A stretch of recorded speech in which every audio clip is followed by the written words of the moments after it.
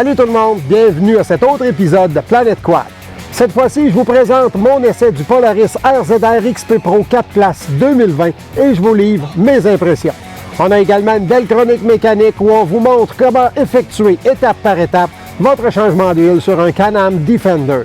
Nous avons mis en essai le Honda Rubicon TRX 520. On vous le présente dans un contexte de travail avec nos impressions. Et en terminant, on vous présente le couvert de boîte de camion Diamondback HD. Restez à l'écoute, ça commence maintenant. Cet épisode est une présentation d'Intact Assurance.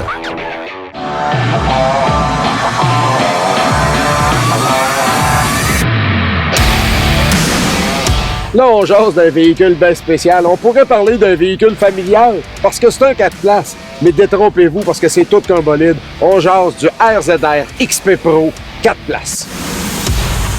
Notre véhicule est bien équipé. On parle pas de la finition extérieure. Comme on voit, il n'y a pas de toit. C'est un véhicule qui vous sera livré comme ça de compagnie, sauf que le bolide est équipé du système Ride Command qui est très interactif avec le pilote et également la suspension dynamique qui fonctionne à merveille. On jase de tout ça.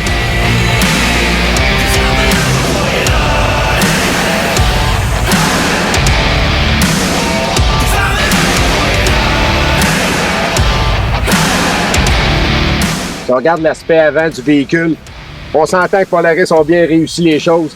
Les grosses lumières OLED avec 3 types d'éclairage. On commence avec un éclairage de route. L'éclairage ensuite pour être capable de rouler de nuit. Puis les hautes qu'on appelle entre guillemets, qui offrent un éclairage magnifique lorsqu'on roule le soir ou la nuit. On a un bon débattement au sol, 14,5 pouces de débattement, ce qui est assez standard dans ces catégories de véhicules-là. Également des bras légèrement recourbés pour élargir la plage de clairance au sol en dessous du véhicule. Côté suspension arrière, on regarde le grand bras oscillant, meilleure stabilité dans les bosses, les gros amortisseurs Fox contrôlés électroniquement.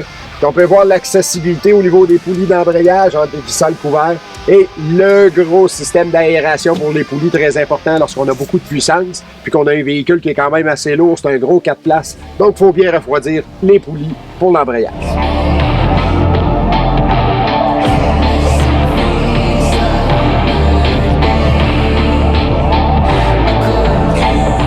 À l'intérieur, maintenant, Polaris a travaillé très fort au niveau de la finition. On se souvient, sur les anciens modèles, on avait des sièges qui étaient beaucoup plus flexibles, entre guillemets. Lorsqu'on poussait sur le siège, on se sentait plié. Donc, on a une belle amélioration de ce côté-là, plus de rigidité, meilleur support lombaire aussi, puis je pense que c'est hyper important pour un véhicule de performance. Maintenant, on est rendu avec des ceintures de sécurité, encore une fois, pour un véhicule, un XP Pro, on parle d'une machine de 180 chevaux et même un peu plus. On a des systèmes d'attache en 6 points, 3 de chaque côté, avec même un système qui vient barrer le haut des ceintures pour être capable de les garder près et non qui rouvre de chaque côté des épaules en cas d'impact. Il y a également une chose intéressante, Polaris a pensé à avoir un petit peu plus de confort lorsqu'on roule, lorsqu'on est capable d'étirer les ceintures comme un véhicule automobile. Fait que lorsqu'on a accédé par exemple au coffre à gants ou au niveau des accessoires qu'on a besoin, ou surtout une personne de grande taille qu'on est obligé de reculer le siège, c'est plus facile à ce moment-là de se déplacer dans le véhicule.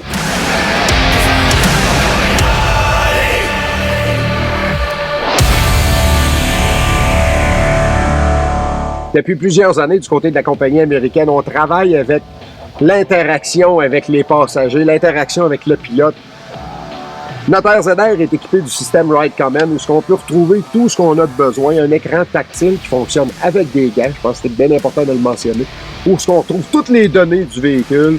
On retrouve également une carte, la cartographie, capable de voir où on s'en va. Puis ce qui est intéressant aussi, c'est qu'automatiquement, notre randonnée s'enregistre dans le système, ce qui fait en sorte que lorsqu'on arrive à un endroit où on va dîner, exemple, quand on s'en revient, on arrive à l'intersection, on n'est pas sûr, bien notre système l'a retenu, fait qu'on sait exactement où est-ce qu'on est passé. Donc c'est un beau point positif de ce côté-là.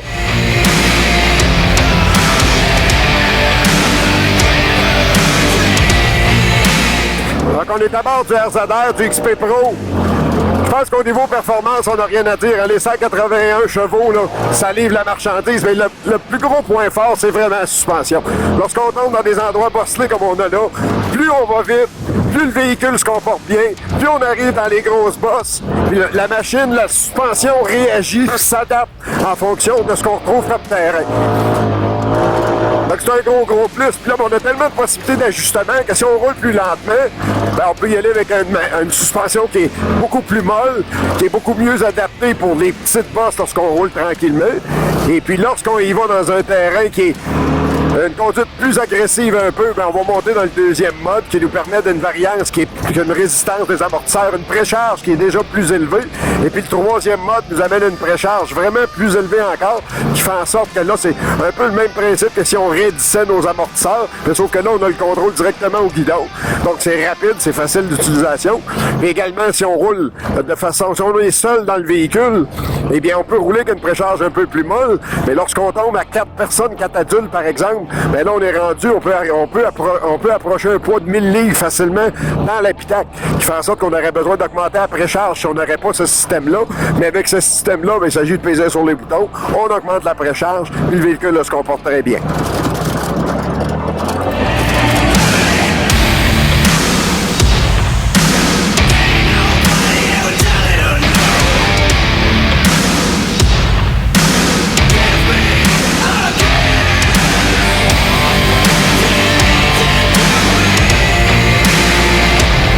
Côté positif, je pense que le moteur à 181 chevaux, le 925 cc est à considérer. Il y a une puissance qui est très linéaire. Souvent, avec les moteurs turbo, on va retrouver des plages où lorsque le turbo va monter en pression, va donner plus d'oxygène au moteur, on a une montée de puissance qui est très rapide. De ce côté-là, Polaris ont bien réussi leur calibration, ce qui fait en sorte que la linéarité du moteur est beaucoup plus soft, beaucoup plus agréable. On a moins de poussée de puissance qui vient d'un coup sec, donc plus confortable de ce côté-là. Maintenant, il n'y a pas à dire, le système Ride Common, beaucoup d'interactions avec la machine, mais la suspension dynamique est vraiment le point majeur de ce véhicule-là, où ce qu'on va retrouver. Vous savez, ajuster un side-by-side, ajuster un véhicule côte à côte comme ça au niveau de la suspension, c'est vraiment pas évident. Ben, c'est exactement ce que le système nous propose. On est capable de jouer avec l'ajustement de suspension complètement. C'est très interactif avec le pilote, donc vraiment un beau point positif. Maintenant, belle amélioration du côté des sièges, on l'a mentionné un peu plus tôt. Belle finition à l'intérieur au niveau des sièges, c'est beaucoup mieux que c'était. Bravo là-dessus. Même s'il y a encore place à de l'amélioration, on a fait on a une coche de plus, comme on dit, au niveau de la version XP Pro.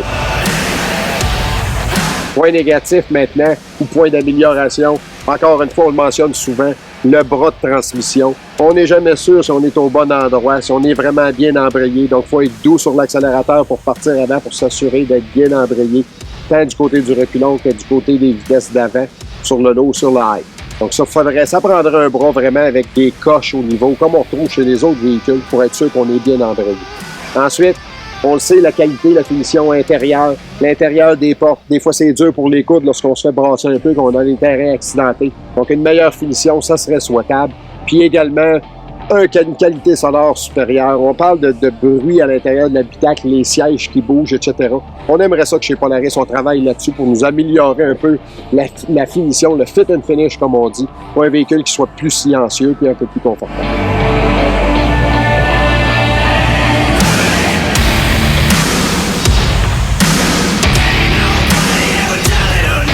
En terminant, je pense que Polaris a bien réussi à attaquer le marché avec un véhicule hyper sport, très performant, mais en même temps très convivial. Le 4 places fait en sorte que vous êtes capable d'amener la petite famille. Les calibrations de suspension font en sorte qu'on peut rouler tranquillement, ou on est capable de rouler très agressif, puis même faire des sauts avec le bolide. Donc, Polaris a travaillé très fort pour la convivialité du véhicule, autant pour la grosse famille que celui qui veut partir tout seul puis aller s'amuser. Si vous avez besoin de plus d'informations, n'hésitez pas à consulter nos sites web ou visiter votre concessionnaire le plus près.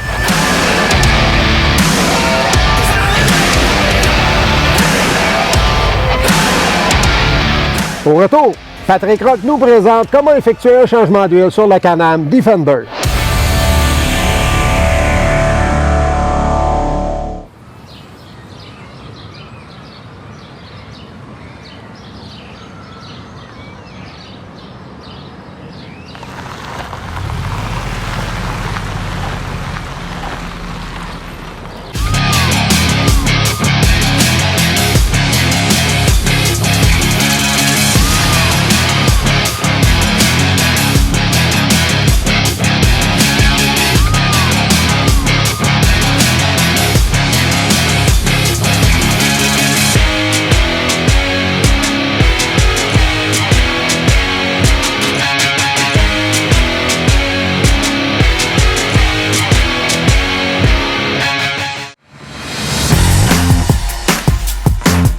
Quand on possède un véhicule de loisir, il y a certaines choses auxquelles on ne doit pas soustraire et c'est entre autres les entretiens. On peut laisser faire cette tâche à notre concessionnaire de confiance ou on peut aussi bien le faire soi-même. Entre autres, les changements d'huile. C'est ce qu'on va démystifier aujourd'hui. Là, j'en entends certains qui vont dire « Ah ben oui, mais c'est facile ». N'oubliez pas qu'on n'a pas toutes les habiletés mécaniques. Et aujourd'hui, on va faire les démonstrations comme quoi c'est facile. Pour connaître les intervalles pour procéder au changement d'huile de nos véhicules, la meilleure façon, c'est de se référer à son manuel du propriétaire. Les raisons aussi pourquoi il faut procéder au changement d'huile, c'est qu'à la longue, elles perdent de leur propriété. Donc, si on veut garder en vie nos mécaniques de nos véhicules le plus longtemps possible, il faut procéder à un remplacement. Le filtre aussi.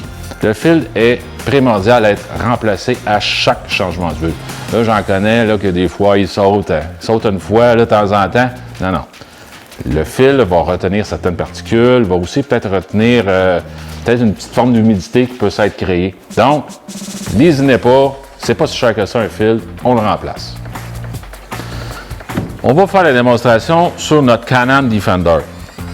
Ce véhicule-là a une particularité, il y a une benne à l'arrière et elle est basculante. Donc, elle va nous donner plus de clairance pour pouvoir travailler. Donc, on soulève ça comme ça. Il y a aussi un cylindre et une petite pine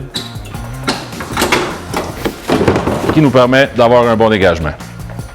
Une chose est sûre, c'est toujours préférable de faire fonctionner son véhicule quelques minutes avant de procéder à un remplacement de l'huile.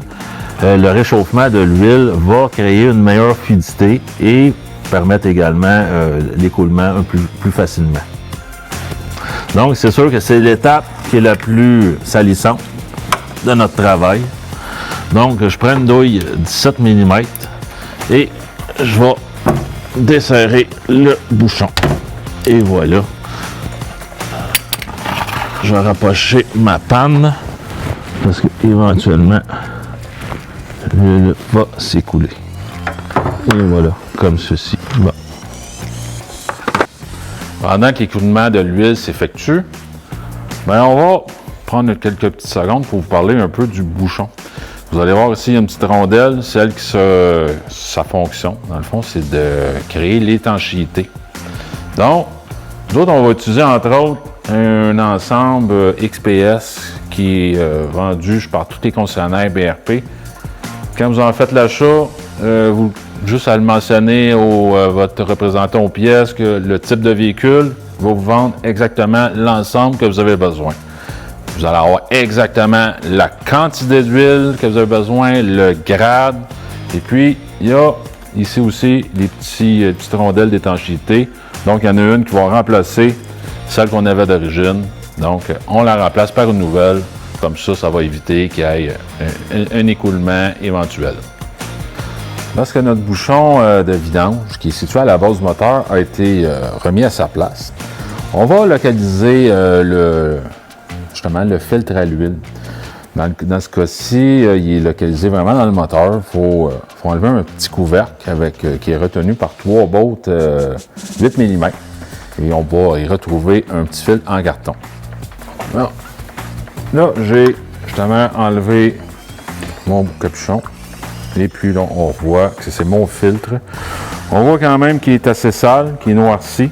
Donc, l'huile était vraiment à sa durée de vie. Donc, on était vraiment dû à la remplacer. Comme vous voyez, le bouchon aussi, il y a un joint d'étanchéité. Eh bien, on va le remplacer par un nouveau qui est fourni avec l'ensemble XPS qu'on a acheté chez notre concessionnaire BRP. Donc, on a remplacé notre filtre à l'huile.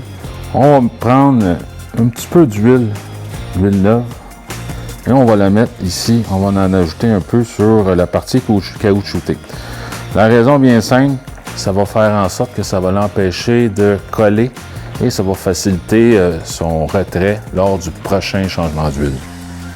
Aussitôt qu'on a procédé à la mise en place du filtre à l'huile, on peut maintenant procéder au remplissage de la nouvelle huile moteur. On va enlever ce qu'on appelle le dipstick, celui qui nous donne aussi le niveau d'huile. on insère un entonnoir et on peut commencer à ajouter l'huile. Étant donné qu'on a déjà la bonne quantité qui nous a été fournie, donc on n'a pas justement à se soucier de la quantité exacte. Aussitôt que le remplissage est terminé, on fait démarrer le moteur pendant un certain temps pour s'assurer que l'huile se disperse partout. On retire la jauge à nouveau pour tout simplement vérifier si le niveau se situe entre le minimum et le maximum. Donc c'est bien parfait. On repositionne ça. En conclusion, si vous suivez toutes ces étapes-là à la lettre, vous n'aurez pas de problème et vous aurez une durée de vie qui est prolongée de votre mécanique. N'oubliez pas non plus que votre vidange n'est pas terminé tant que vous n'avez pas disposé de votre vieille huile dans les endroits adéquats, que ce soit dans les éco-centres, dans tous les endroits qui recueillent l'huile usée. J'espère que cette chronique vous a plu.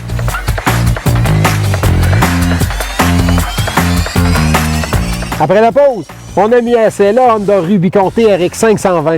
On vous présente ça.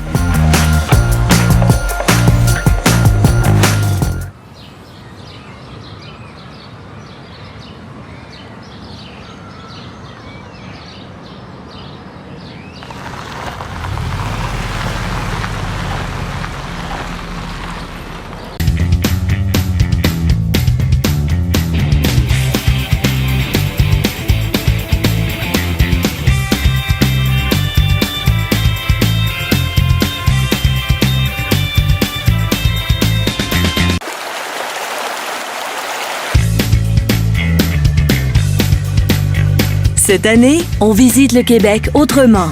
Cette année, on découvre les circuits touristiques de la route quad.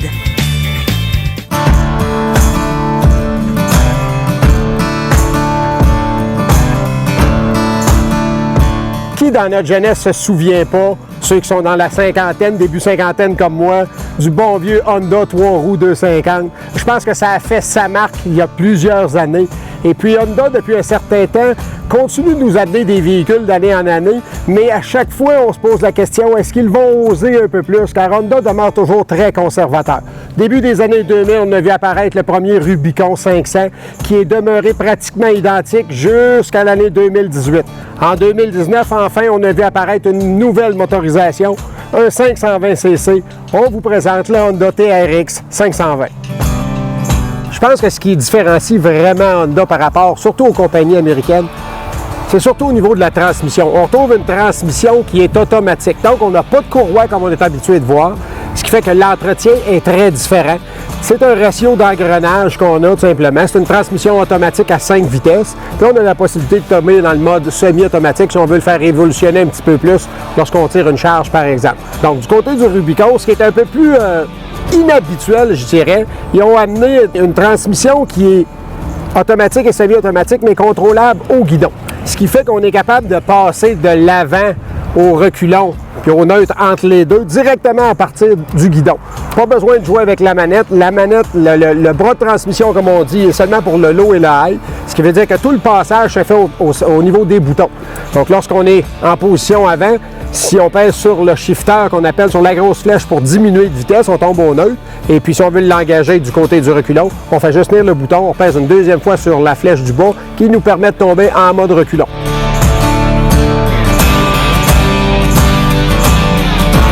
Parler d'un Honda sans parler de la finition, je pense qu'on passerait à côté de quelque chose. De ce côté-là, la compagnie japonaise a toujours fait bien les choses. Quand on regarde le véhicule, il y a très peu de craquements au niveau des plastiques. La machine, elle est bien finie. Et au niveau de la protection pour les pieds, si on passe dans l'eau, les trous sont quand même petits. On est bien protégé de ce côté-là.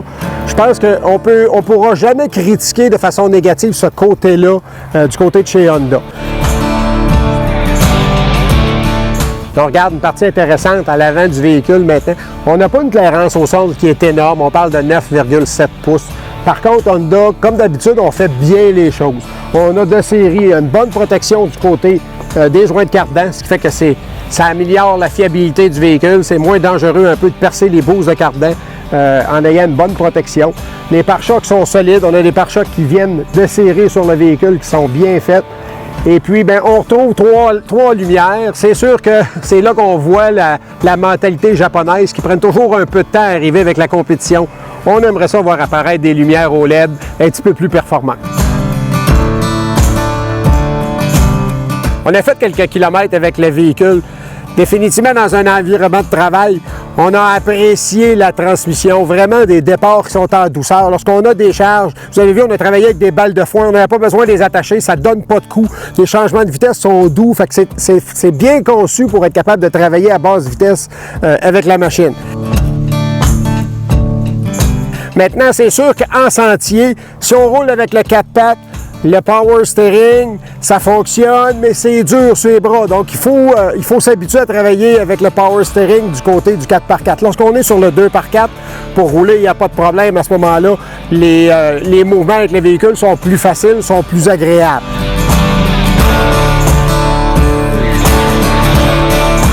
Point fort du véhicule maintenant, je pense que le meilleur terme pour vraiment bien qualifier le véhicule, c'est Honda. On s'entend, un gros réseau de concessionnaires, une fiabilité hors pair depuis des années.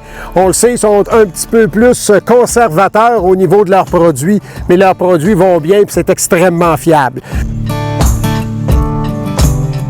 L'autre point fort maintenant, transmission automatique. Aucun doute là-dessus. Si vous avez besoin de travailler ou même faire du sentier, on le sait que c'est fiable. C'est une transmission à vitesse, pas de problème de courroie. Au niveau de l'entretien, c'est beaucoup plus simple, un changement d'huile et puis c'est réglé. Donc, gros point positif du côté du Rubicon là-dessus. Maintenant, si on va du côté un peu plus négatif, définitivement le manque de puissance. On en veut plus. On veut un véhicule du côté de chez Honda qui va être capable de faire compétition avec les plus grosses cylindrées. Je pense que ça, c'est un manque. Ça nous prend ça. C'est un must, comme on dit, pour être capable d'attaquer le marché un peu plus. Maintenant, un autre point faible, côté suspension. Si vous faites vraiment du sentier, la suspension est beaucoup plus ferme, un peu moins de confort de ce côté-là. Un autre point négatif également, si vous roulez avec le 4x4, le power steering, la direction assistée est beaucoup plus dure. Ça va vous prendre des bons bras quand vous allez travailler dans un endroit plus restreint, c'est sûr, donc c'est à y penser. En terminant, c'est important que vous sachiez qu'on fait beaucoup de kilomètres avec les véhicules et qu'on ne vous présente pas toutes les images qu'on fait parce que ça serait impossible. On a pris la décision de vous présenter le Rubicon un peu plus dans un mode travail parce que je pense, selon moi, qu'un véhicule avec une si petite cylindrée, avec une suspension qui est relativement ferme, il ne faut pas se le cacher, je pense que le véhicule a des attraits de travail plus que des attraits au niveau sentier. Il manque un peu de performance. On ne dit pas qu'on ne peut pas l'utiliser en sentier, mais je pense qu'on considère que son utilité au niveau travail alentour de la maison est peut-être un peu mieux adaptée que pour quelqu'un qui veut vraiment faire seulement que du sentier. On espère qu'Honda, on le souhaite énormément, nous arrive avec une plus grosse cylindrée dans les prochaines années pour être capable de rentrer en compétition avec les véhicules des autres compagnies qui sont peut-être mieux adaptés au niveau suspension et motorisation pour aller dans le sentier.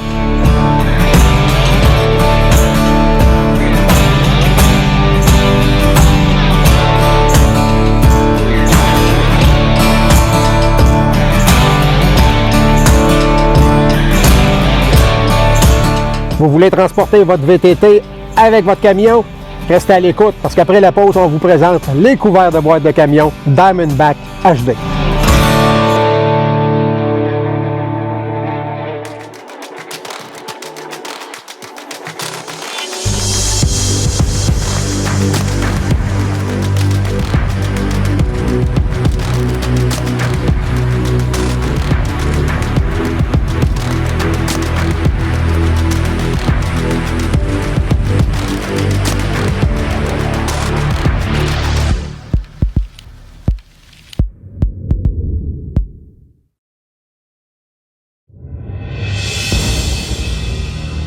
Procurez-vous le magazine Planète Quad, la référence dans le domaine du quad au Québec. Vous y trouverez une panoplie d'articles complets sur les primeurs de l'industrie, tels que l'essai de véhicules, visites de destination de rêve, chroniques mécaniques et bien plus encore. Le magazine Planète Quad, votre passion, votre magazine. Parcourez notre site web pour connaître nos forfaits d'abonnement papier et digital. Dans notre métier de chroniqueur quad et de motoneige, en fait, dans les véhicules de loisirs, bien, on a la chance de parcourir le Québec de bord en bord. Il y a certains véhicules qui sont beaucoup plus adaptés à nos besoins, entre autres, les véhicules qui sont derrière nous, les camions, là, ce qu'on appelle les pick-up dans le bon jargon québécois. C'est vraiment le type de véhicule qu'on préfère. Surtout pour ses avantages de visibilité, les avantages de remorquage aussi, parce qu'on a souvent l'occasion de tirer des remorques, et surtout les avantages de chargement dans la caisse arrière. Par contre, les véhicules, quand ils sont vendus de série, il faut vraiment faire des ajouts qui vont faire en sorte qu'ils vont être adaptés selon nos besoins. Justement, nous, on a vraiment des besoins spécifiques pour tous nos tournages, puis transporter notre matériel. Et on établit une liste de critères. Et le seul produit qui vraiment était adapté à nos besoins en tant que tel, c'est le Diamondback Cover HD. Parmi les critères qu'on s'est établis pour faire le choix de Diamondback HD, entre autres, on voulait augmenter notre espace de rangement. On sait très bien que les caisses de camions comme celui-ci, entre autres, il y a 6 pieds et demi, mais c'est de l'espace qu'on peut rentabiliser. Donc, avec le Diamondback HD, on peut transporter tout notre matériel, entre autres le nôtre qui est très coûteux. Avec le Diamondback HD, il y a un système de verrouillage qui fait en sorte que notre matériel est très sécurisé. Entre autres aussi, il y a la possibilité de transporter jusqu'à 1600 livres sur le couvercle. Donc, on peut également y transporter soit un autoquad ou soit un quad de façon sécuritaire. La raison, c'est pourquoi on a choisi le Diamondback HD aussi, c'est que sa fabrication complètement d'aluminium. Si on compare aussi peut-être à d'autres produits qui est du vinyle ou ballon, peut-être aussi de la fibre de verre, qui vont peut-être avoir tendance à se détériorer avec le temps.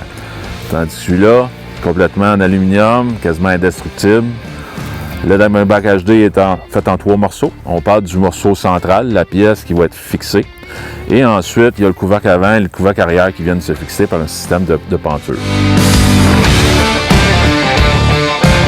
On doit mentionner aussi qu'il y a certaines options qui sont disponibles, entre autres un écran de protection qu'on peut installer. Et ça va protéger ce qu'on appelle notre backglass du camion lors d'un transport d'un véhicule. En ce qui concerne les panneaux avant et le panneau arrière plus spécifiquement, on parle d'un poids d'environ 30 livres chacun. Ils sont facilement installables, comme je disais tantôt. Ils sont retenus par des charnières en acier inoxydable qui vont faire en sorte que ça ne rouillera jamais. Il y a un système aussi il y a 4 amortisseurs qui retiennent les panneaux, qui vont faire en sorte que quand en position vert, ça les maintient à peu près à 45 degrés. Et au moment de les refermer, ça referme tout en douceur. L'avantage aussi du Diamondback, étant donné qu'il y a un couvercle à l'avant, on vit tout le temps la même situation. Donc on a du chargement, des fois ça glisse en avant de la caisse. Dans ce cas-ci, on a juste besoin d'ouvrir la caisse et on prend notre équipement. Aussi, au niveau de la conception, on parle de joints d'étanchéité qui fait en sorte que ce soit l'eau, la glace, la poussière, la neige, peu importe. Il n'y a rien qui va avoir accès à votre caisse et votre chargement va rester sec en tout temps. Il y a un point que je veux revenir, là, c'est vraiment digne de mention. Le Diamondback HD peut recevoir jusqu'à 1600 livres ici sur le couvercle. Il y a également 2 rampes de 12 pieds qui sont pliables, qui sont incluses lors de l'achat, qui vous permet de transporter jusqu'à 2 quads ou même un autoquad, mais ça, c'est selon la configuration. Ce qui fait en sorte que le Diamondback HD va garder son fini d'origine et à long terme, c'est son enduit ici. C'est un enduit, ce qu'on appelle du Line X, nous, ce qui est connu, là, que tout le monde connaît. Ça fait en sorte que c'est un enduit qui est vraiment résistant à long terme. Et aussi, on remarque qu'il y a ce qu'on appelle la checker plate, les petits diamonds. Là. C'est ce qui fait en sorte aussi que ça donne l'adhérence quand on veut y charger un véhicule. Le Diamondback aussi, HD, vient avec un système de 12 points d'arrimage qui fait en sorte qu'on peut y fixer notre chargement, que ce soit un VTT, du bois, peu importe. Ça va faire en sorte qu'on peut attacher notre matériel en toute sécurité. À mon humble avis, sur le marché, c'est vraiment ce qu'il y a de mieux. À date, là, j'ai rien vu de mieux que ça. Tu sais, l'expression populaire, là, c'est ça la coche. Ça fait 2 ans qu'on l'utilise.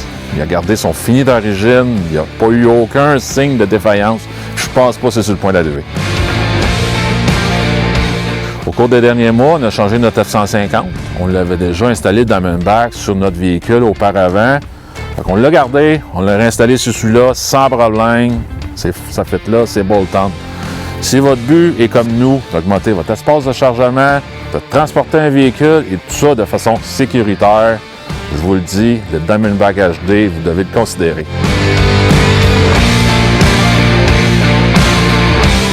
Ceci conclut cet autre épisode de Planet Quad. Vous avez aimé? N'oubliez pas de nous le dire et livrez-nous vos impressions.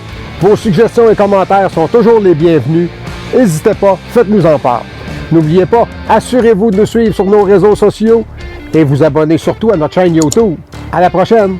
Ciao! Cet épisode vous a été présenté par Intact Assurance. CF Moto Canada. Le groupe Content.